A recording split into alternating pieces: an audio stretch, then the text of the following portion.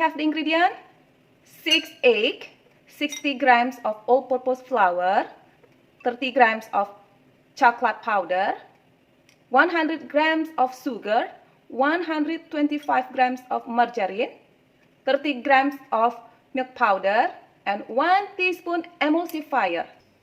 Let's make it.